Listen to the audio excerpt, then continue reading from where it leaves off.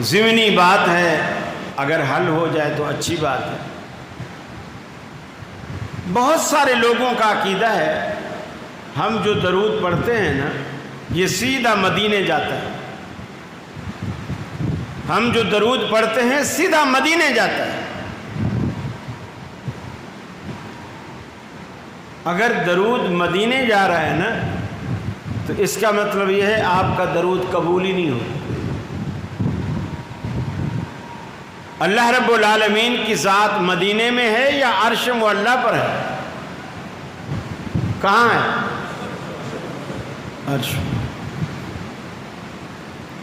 تو درود کو اوپر جانا چاہیے۔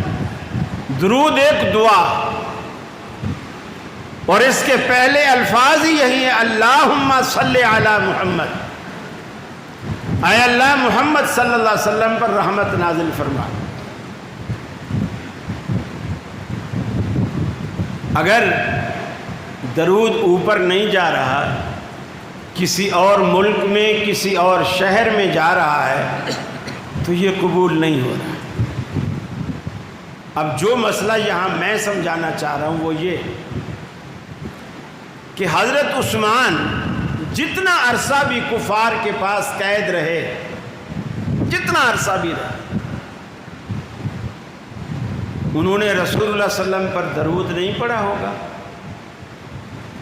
چلو ویسے نہیں پڑھا ہوگا تو نماز میں تو پڑھا ہی ہوگا۔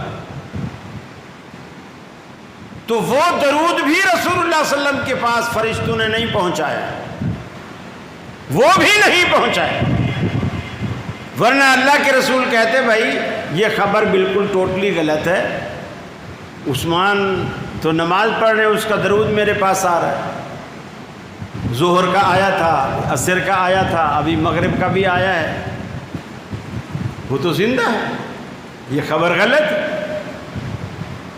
لیکن ایسا نہیں ہے۔